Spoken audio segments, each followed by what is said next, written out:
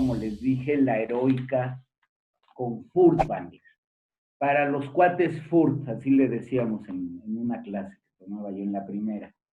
Miren, obviamente de los 5 grandes de, digamos, de los 40 a los, o sea, de los 30 a los 50 del siglo pasado. Junto con Otto Klemperer, con Bruno Walter, con Erich Kleiber, el papá de Carlos, y con el gran, quizá un poquito más grande que ellos en cuanto a edad, pero y también como el mentor de muchos de ellos, Arturo Toscanini. Miren, Wilhelm Furtwängler nace en Berlín en 1886 y muere en la ciudad balneario de Alemania, ya muy pegadita al Rin, que es Baden-Baden, en 1954. Esto quiere decir 9 años después de que termina la terrible guerra. Y toda su vida tiene la marca del nazismo y se sigue discutiendo sobre su actitud al respecto. Miren, es el músico alemán sin duda más importante de la época. Yo creo que sí, ahorita van a ver por qué. Intérprete del repertorio austroalemán maravilloso del siglo XIX. Venía de una familia intelectual, su padre era arqueólogo, su madre pintora, y él fue un niño precoz para la literatura, para la filosofía, y se nota la filosofía en su obra, y para las artes. Empezó a estudiar el piano, bueno, todos son prodigios, a los 4 años, y de adolescente estudió y por cierto compuso bastante, bueno, se critica su música, realmente la he escuchado poco, me gusta más y coincide con la crítica que leía yo hoy, coincide más que su valor es como director más que como compositor. A los 19 años ya obtiene el grado universitario, pero como era de una familia aristocrática, los tutores de esa época, que eran como maestros particulares en las propias casas o haciendas de los lugartenientes, de la gente rica, les podían inclusive enseñar en clases privadas y darles grados hasta universitarios. Entonces podrán imaginar la calidad de la educación para esa época de una gente así en Alemania con esa disciplina prusiana, en Berlín. Y aparte de ese tipo de familia, bueno, fue un hombre muy culto, obviamente muy inteligente. Y su primer trabajo fue como repetidor en el teatro de Breslavia. Breslavia en esa época pertenece a Austria-Hungría, hoy es Polonia, está a hora y media de Dresden. Luego pasa como el tercer director, que también hasta la fecha una de las mejores casas de ópera en Europa es en esta bellísima ciudad de Zúrich. Entonces es el tercer director de ópera, o sea, hay director principal, director sustituto, y él apenas es el tercero. Luego da su primer concierto sinfónico, por fin, porque había dirigido en la ópera, pues era ópera, en Múnich, en un programa que incluía Bruckner, Beethoven y obras del mismo, con gran éxito, por supuesto. Luego también lo nombran tercer director en la Orquesta de Estrasburgo. Miren, Estrasburgo, tengo la suerte de haber estado allí. Aunque pertenece, bueno, es la capital de Alsacia, que igual que Lorena, cuya capital es Nancy, son provincias que han estado peleadas militarmente entre Francia y Alemania. Entonces, eso lo hicimos en un viaje a Francia, pero claramente se siente lo alemán en Estrasburgo, que es la capital de Alsacia. Por cierto, tiene una de las grandes catedrales de Europa, es bellísima ciudad, muy europea, muy de centro Europa se siente. Y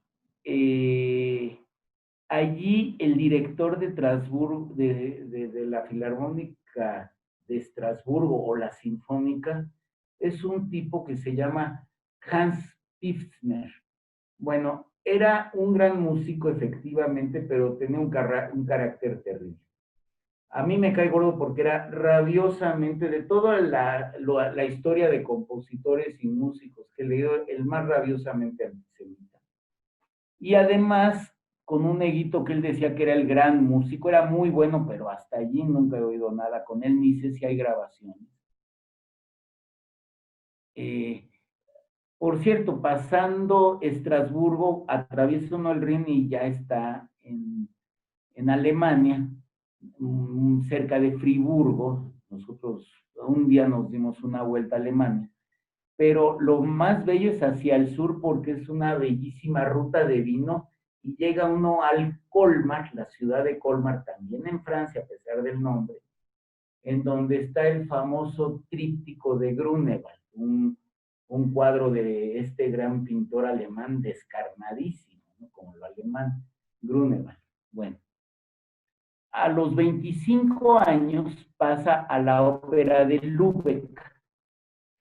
Lübeck, ¿por qué me suena tanto? Bueno, porque de allí es ni más ni menos de un autor del que yo leí mucha de su obra. Thomas Mann era de Lübeck. Inclusive, si mal no recuerdo, su novela, una de mis novelas favoritas, Los Buddenbrook, sucede todo en Lübeck, que es ya muy cerca de Dinamarca. Allí se está 5 años y luego se va a Mannheim. Mannheim es una ciudad alemana célebre de la música, porque allí se da después del barroco lo que se llama el style galante, el estilo galante. Uno de los representantes de esa escuela es Cannavich, y es como pre-mozartiana, preclásica, digamos. Allí en la orquesta de Mannheim, que es la ópera también, ya dirige a Verdi, a Mozart, a Richard Strauss, a Wagner, y ni más ni menos que ya sustituye de repente, llega como su gran oportunidad, porque sustituye a Richard Strauss y a Mengelberg en diferentes series de conciertos, no como directores titulares, pero vean de quién estoy hablando. Acuérdense, Mengelberg, el que forma el Concertgebouw de Ámsterdam y de una orquesta pueblerina la lleva a ser una de las mejores orquestas hasta la fecha de Europa. Pero también él sí tachado, todavía yo creo mucho peor que Furtwängler, porque siendo holandés fue absolutamente colaboracionista con el régimen.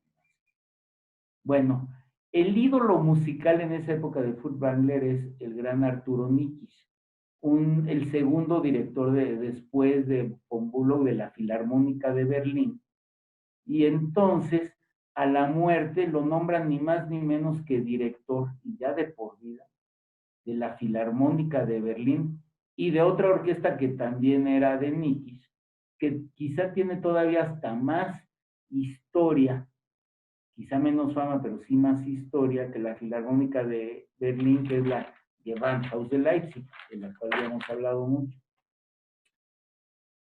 Cuando llega Adolfo Hitler, es el músico más respetado y además acaudalado, le fue muy bien económicamente, pero su ideología como filósofo y todo es totalmente opuesto. A él ejerció una influencia, digamos, terrorista sobre él, el que era el director de de la propaganda alemana Goebbels, y es conocido, y eso habla en su defensa, que protegió a los músicos judíos de sus orquestas hasta donde pudo. Y en una ocasión, no recuerdo dónde vi, es muy discutible y no se trata de, si nos pusiéramos a hacer juicios de valor antes de disfrutar la música, quizá muy pocos pasarían el examen. Y también quiero que se imaginen lo que era estar en Alemania en esa época. Él decía que él no podía abandonar a la orquesta ni a sus conciudadanos ante lo que venía. Bueno, muy discutible y no es el tema de la clase. Ya saben, hay una película que habla muy bien de esto, Requiem por un imperio, muy, muy recomendable. Yo diría que en la película sí lo condena. Bueno, Toscanini le consiguió en 1936, acuérdense, ya tiene 3 años en el poder Hitler, que fuera, porque lo llaman como el director de la Filarmónica de Nueva York y que huya. Pero Hermann Goering, el segundo de Hitler, le prohíbe y le dice que si sale de Alemania nunca va a regresar. Y además, en Nueva York ya lo habían boicoteado porque había muchos judíos en el patronato de la Filarmónica de Nueva York.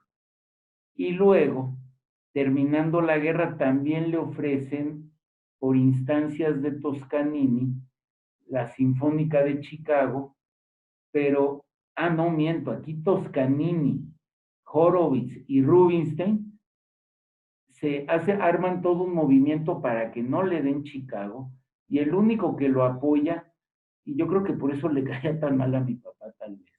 Obviamente en mi casa no había absolutamente nada, pero ni soñar de fútbol.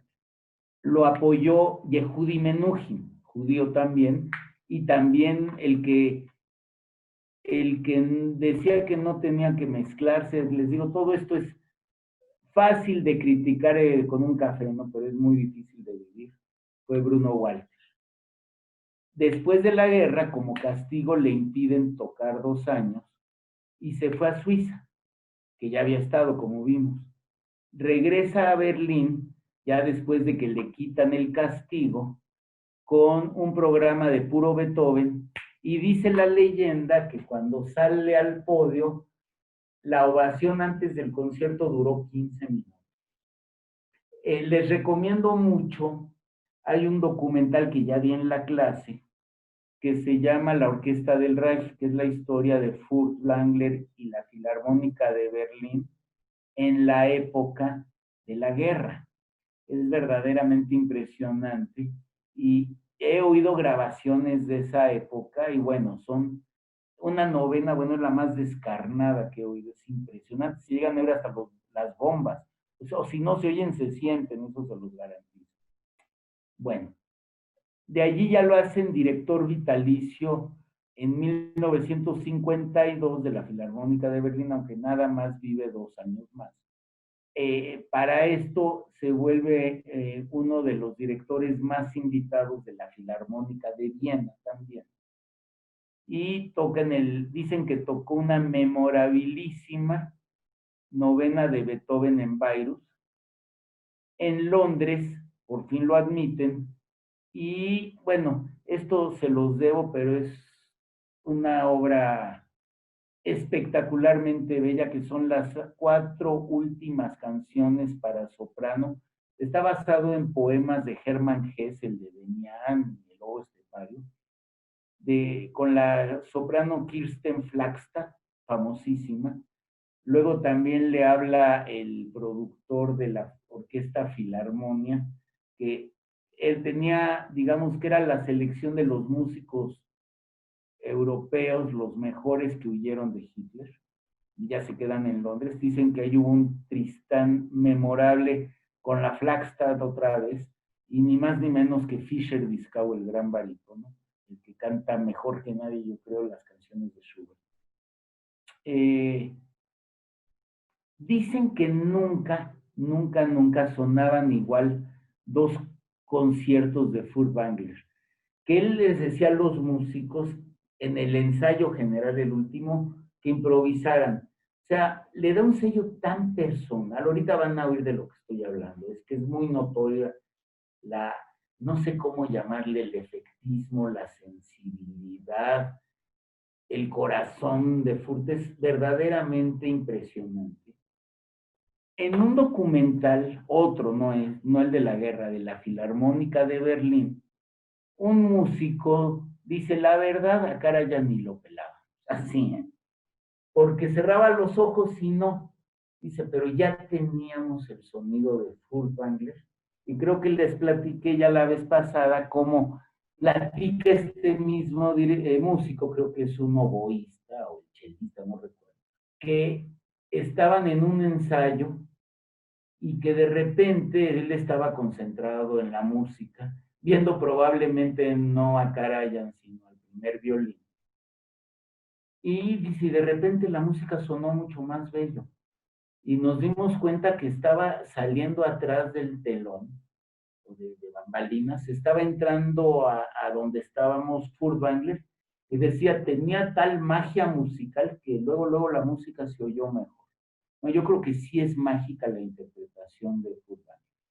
Ahora les hablo muy poquito la tercera. Bueno, por supuesto, sin duda alguna, es un parteaguas no en Beethoven, sino en la historia de la música. Su fuerza, pues yo diría más que nada su fuerza arrasadora, pero tiene muchas cualidades, miren. ¿Qué dijo Goethe de Beethoven? El gran, Goethe es un poco anterior a Beethoven, pero es el gran, no sé si llamarle filósofo, es el gran pensador alemán de esa época. Dice, nunca he conocido a un artista que exhibiese tanta concentración espiritual, tanta intensidad, tanta vitalidad y tal grandeza de corazón. Comprendo perfectamente que debe de parecerle muy difícil adaptarse al mundo y a sus formas. ¿Y cómo remata el autor de esto? Dice, no, más bien Beethoven quería que el mundo se adaptara a él. Y esto lo vamos a sentir en la sinfonía. Conocen, es la muy conocida anécdota que originalmente, lo que nunca he sabido es por qué Heroica se escribe sin H. Pero, a ver si alguien me ayuda a investigar. Pero, se la dedica a Napoleón y cuando Napoleón se vuelve emperador y dictador, Beethoven le retira la dedicatoria. No conozco otro caso así. ¿Qué más les puedo decir de la tercera? Cuando la compone está en un momento de alta depresión. Y yo diría que es claramente ya centrándonos únicamente en Beethoven, porque es una sinfonía que ya trasciende todo lo compuesto hasta entonces, y quizá es una música que ya trasciende en fuerza, en duración y demás. Todo lo escrito hasta entonces se compone en 1805, cuando, un poquito en el periodo antes del romanticismo, y eh, para esto Beethoven tiene ya 35 años, ya está en su madurez. Cuando lo oyeron los críticos que ya amaban a Beethoven, pues quedaron un poco preocupados. Alguno decía es que es más bien como una fantasía porque ya se salía mucho de los formatos, aunque en la música de la primera época de Beethoven también ya no es ni Mozart ni Haydn, ya se siente, y lo hemos constatado en la clase, ya se siente el sello beethoveniano, esa fuerza, como esa bestia adentro de Beethoven. Les describo rapidísimo los 4 movimientos, cualquier cosita. Miren, empieza con esos 2 acordes y dentro de las muchas maravillas que van a escuchar, a mí quizás es mi movimiento favorito de esta sinfonía. Escuchen, bueno, no, ahorita les digo qué es lo, y más con Furtwängler. Me acuerdo que en una película que vi hace muchos años, La hija de Ryan, con Robert Mitchum, de un hombre muy grande que se casa con una muchachita joven y no la satisface sexualmente. Y él viaja mucho además. Y entonces ella con toda la emoción le dice, él había hecho un viaje a Alemania y entonces ella, ¿y qué se dice de Beethoven? Y entonces le dice, es que oí la tercera y se empieza a oír muy bella la tercera. Quiero que oigan, repite varias veces 3 mismos acordes con maderas y la cuarta, fíjense, es con violines y es una cosa de un colorido sensacional. Bueno, eso es quizá lo principal del primer movimiento, maravilloso, majestuoso. El segundo es la marcha fúnebre, la única marcha fúnebre en todas, y que tenga el nombre expreso además por Beethoven, de todas las sinfonías de Beethoven, también una sonata de piano, tiene el movimiento fúnebre que todo mundo conoce. Tan, tan, tan, tan, tan, tan, tan, tan, tan, tan. Bueno. Luego el tercer movimiento es verdaderamente dinámico, motórico, nos prende a todos, hagan de cuenta que nos llena de energía y aparte tiene un bellísimo trío con metales que suena hasta Händel, como muy inglés, bellísimo y luego regresa con esa energía y empieza también el poderosísimo y al mismo tiempo muy amoroso y romántico cuarto movimiento. Toma la melodía de una contradanza alemana del mismo. Y miren, yo esto antes de conocer la heroica tuve la suerte de que nos llevaron a Rosy y a mí muy niños a un concierto de una pareja de pianistas yugoslavos. También nos daban nuestras torturitas un domingo en la tarde.